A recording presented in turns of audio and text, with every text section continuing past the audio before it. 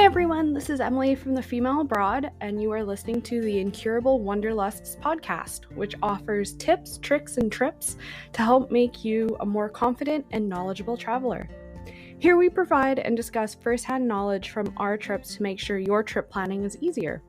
Be sure to follow so you can find this podcast when you really need it, and visit thefemaleabroad.com for podcast transcripts, our social media links, and more information that can help you with all your travel planning.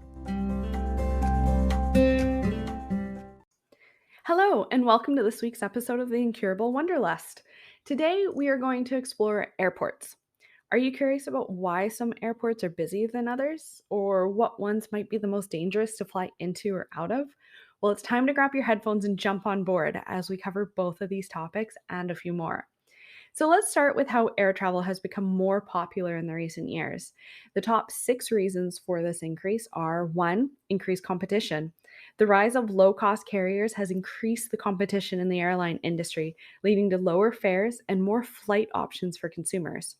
2. Improved technology. Advances in technology such as online booking systems, mobile apps, and more have made it easier for people to not only research but also purchase flights themselves. 3. Expansion of routes. Airlines have expanded the route network, making it possible to travel to more destinations with ease. 4. Development of regional airports. Many regional airports have been developed or upgraded, providing more convenient access of air travel for people in different parts of the world. Now, a regional airport is an airport that only operates local flights, so flights within that country or within that state, compared to international, which serves flights that come from outside of the country. 5. Relaxed visa restrictions. Some countries have relaxed visa restrictions, making it even easier for people to travel to destinations they previously couldn't. And 6. Increased affordability. Air travel has become more affordable thanks to a combination of lower fares and improved economic conditions in many parts of the world. Of course, right now we're still battling with the food and housing crisis, and in some places even medical crisis, and prices going up, but compared to even 70 years ago, flight travel is still cheaper than what it used to be.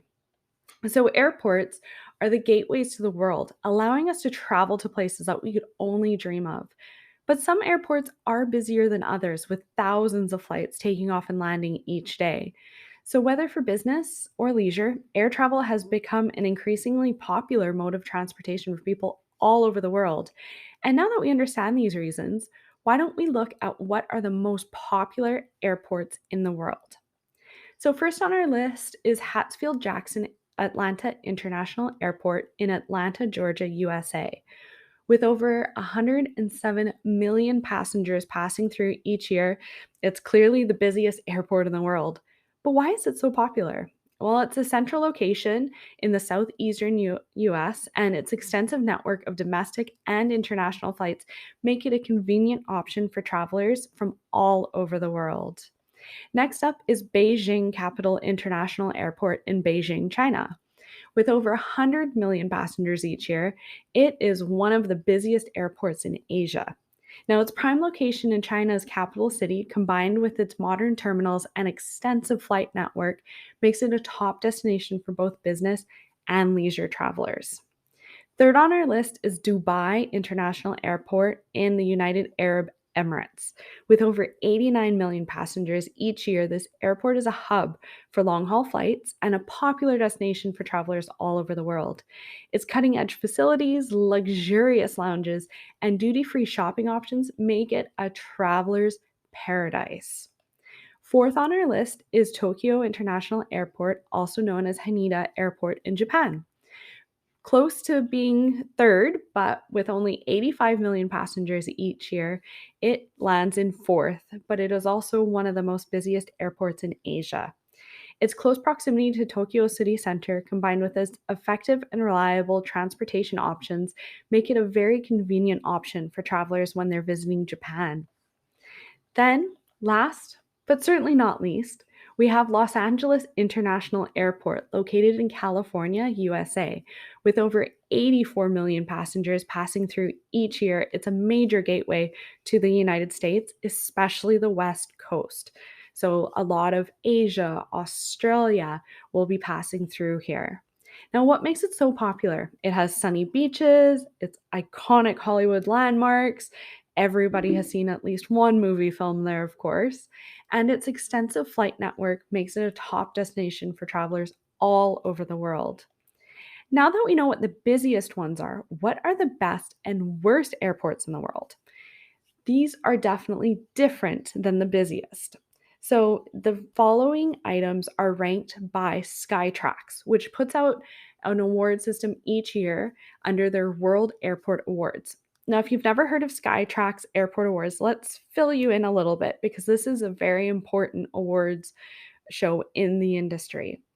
So, Skytrax World Airport Awards is a prestigious annual awards program that recognizes the best airports in the world. The awards are based on a survey of over 14 million travelers from over 160 countries who are asked to rate their airport experiences in various categories such as airport amenities, customer service, and comfort. The awards program is highly respected in the aviation industry and is seen as a benchmark for airport performance. So it's how people can rate good, okay, better, best, and worst. Winning an award from Skytrax is considered a significant accomplishment and can result in increased visibility and prestige for the airport. The categories in the airport programs are diverse, but with the most popular ones being Best Airport, Best Regional Airport, Best Airport Staff, and Best Airport Dining. Awards are also given for individual elements of airports, such as Best Duty Free Shopping and Best Lounge. The Skytrax World Airport Awards have been held annually since 1999 and have become one of the most anticipated events in the aviation industry. They are also a way for airports to benchmark their performance and receive recognition for their effort to improve the passenger experience. Now, with that in mind, let's check out the top 5 best, followed by the top 5 worst airports in the world. And I do apologize if I butcher any of these names. Starting out at the top 5, in first place is Tokyo International Airport, aka Haneda Airport, which we just spoke about being one of the busiest. This airport has won the title of the best airport in the world for several years in a row due to its efficiency and high passenger friendly facilities, high quality service, and attention to detail. With excellent customer service, it's no surprise that this airport has taken the title again. Now, the next airport does give Haneda a run for its money. Sometimes it's the best, sometimes it's in second, and the most recent awards has it in second place. That airport is Vancouver International Airport in Richmond, British Columbia, Canada. With its breathtaking scenery, advanced facilities, and top notch customer service, is the perfect airport for travelers to the Pacific Northwest. It's also voted the top airport in North America regularly. Now, this is my home airport, so I do have to say that I am quite spoiled when it comes to air travel, considering I compare a lot of airports to this one. Now, third place is Germany's Munich Airport due to its efficient and comfortable terminals, extensive shopping options, and delicious food and drink. If you're headed to southern Germany, this is where you need to go. Fourth is Incheon International Airport in South Korea. With its cutting edge facilities, extensive shopping and dining options, and convenient transportation links, it's the ideal airport for travelers to Seoul and beyond. Completing the top 5 is Hamad International Airport in Qatar. Its luxurious lounges, advanced facilities, and top notch customer service have really helped it become a world class airport and a popular destination for travelers to the Middle East. Those that just went to FIFA, you would completely understand and see all of the upgrades that they've worked on. Now, when it comes to the bottom 5, I've actually visited a couple of these and I completely understand why they're on here. In the fifth spot, we have Moscow's, I'm going to butcher this, Sheremetyevo. Sure, Sheremetyevo International Airport in Russia. Although it has an extensive flight network and modern facilities, the airport has often been criticized for its long wait times, poorly organized terminals, and lack of seating. Fourth place is taken by Sovarian Airport in Bangkok, Thailand. This is an airport I have been to, and it is a bit of a mess. From not knowing where I was supposed to check in, it turned out that my airline was sharing a desk with a completely different airline, to a cutoff time that was an hour and a half before the final check in time with no advance notice, warning, or alerts or announcements, a super confusing layout, and even more. I would consider it also at least the fourth worst airport I have visited, if not maybe the third or second. Now, the reason why Skytrax Polars had listed it as fourth wasn't due to its impressive size or how modern it is. It was due to the airport being criticized for long security lines, poorly organized terminals, limited food and shopping options. And now that they mention it, I didn't find security lines that long, but I did find a ton of shopping. And when it came to food, it was very pricey, even for airport food. So that is saying a lot. With third place is Kotoka International Airport in Accra, Ghana. While the airport is fairly modern, it has long wait times, poor signage, and ineffective security procedures. In second place is LaGuardia Airport in New Jersey. Some people will say New York, USA. Although it is extremely close to New York City, this airport is outdated, has super long security lines, especially in the morning when there's no staff and multiple international flights. And flights here are also frequently delayed.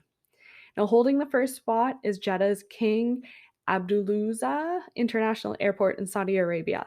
Despite its impressive size and modern facilities, the airport has been criticized for its long wait times, lack of seating, and poor customer service. Now, whether you're a frequent traveler or love to just watch planes fly by, it's nice to know what to expect when it comes to airports you're traveling to so you can be prepared, since sometimes you have no choice as to which airport you have to land at. You just have to make it the best of it and work with what you have to work with. Now that we have the main factors that people look for when picking a good or bad airport, what about the weird and the wonderful?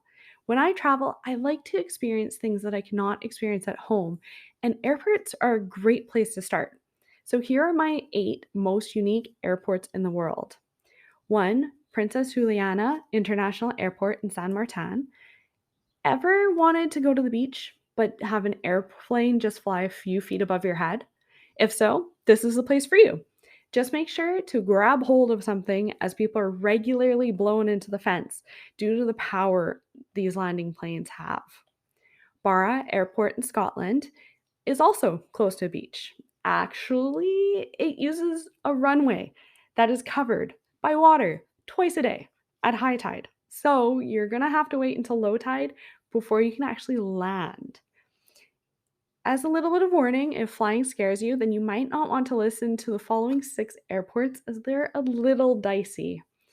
So we have Toncontin International Airport in Honduras. If you're not a fan of flying, then you'll want to cross this one off your list, as it is extremely challenging for landing or taking off due to its steep descent, close proximities to mountains, and also high rise buildings. Another scary airport is Paro Airport in Bhutan.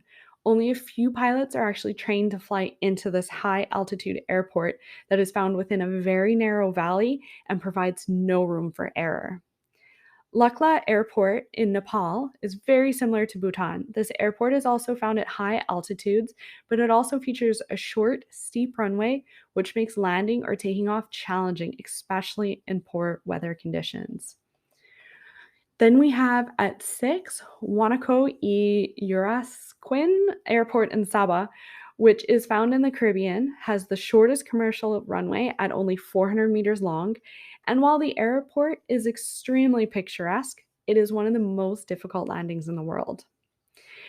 Courchevel Altiport in France is surrounded by ski slopes, but due to this, it features a short runway with a steep incline and also a tricky landing. Then, last but not least, is a very unique airport, which is Gibraltar International Airport in Gibraltar. The runway of this airport actually crosses the main road. So, as you're trying to get in and out of Gibraltar, the traffic will stop to allow planes to take off or land with them going just a couple feet, if not inches, above the roof of your car. So if you've made it to the end of this podcast, congratulations. And that's a wrap for this episode of the Incurable Wanderlust podcast. I hope that you've enjoyed this journey with us and have learned something new about the world of travel. Now, remember, the world is a big and beautiful place, so even if it is a crappy airport, you have to keep going. Never stop exploring. Until next time, stay curious and keep on traveling. Safe travels.